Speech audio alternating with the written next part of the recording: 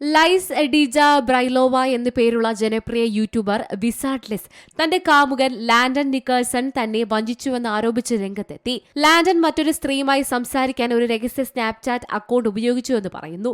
ലണ്ടനിൽ വിസാർഡ് ലിസിനൊപ്പം ഉള്ളപ്പോഴാണ് ഇയാൾ ഇങ്ങനെ ചെയ്തത്.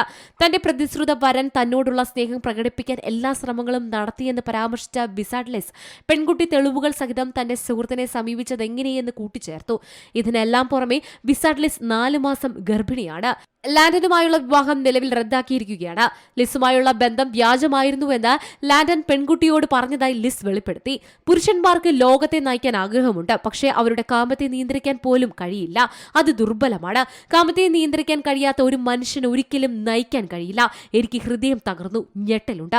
എന്നെ വെറുക്കുന്നവർക്ക് ആഘോഷിക്കാം, പക്ഷെ എനിക്ക് എപ്പോഴും അവസാന ചിരിയുണ്ടാകും. അവനെല്ലാം നഷ്ടപ്പെട്ടു, എനിക്കെല്ലാം ലഭിച്ചു, ദൈവത്തിന് നന്ദി. ഒരു ഫോളോ അപ്പ് സ്റ്റോറിയിൽ ലിസ് തന്റെ വിവാഹ നിശ്ചയ മോതിരം ഏകദേശം 86 ലക്ഷം രൂപയ്ക്ക് വിൽക്കാൻ പോകുകയാണെന്ന് പറയുന്നു. വിറ്റ് കിട്ടുന്ന പണം ഭർത്താവില്ലാതെ മക്കളുമായി ജീവിക്കുന്ന സ്ത്രീകൾക്ക് നൽകുമെന്ന് പറയുന്നുണ്ട്. സ്വയം വികസനവും മാനസിക ആരോഗ്യവുമായി ബന്ധപ്പെട്ട ഉള്ളടക്കങ്ങൾ നിർമ്മിക്കുന്ന ഒരു ഇൻഫ്ലുവൻസറാണ് wizard Liz. 8 million YouTube subscribers ആണ് നിലവിൽ ലിസിനുള്ളത്. സ്ത്രീകൾക്ക് വളരെയധികം പ്രാധാന്യം നൽകുന്ന ലിസിന്റെ പല വീഡിയോകളുമുള്ളത്. ലിസിന് സംഭവിച്ച ചതിക്ക് ശേഷം പല സ്ത്രീകളായ ആരാധകരും ഭയത്തിലാണ്.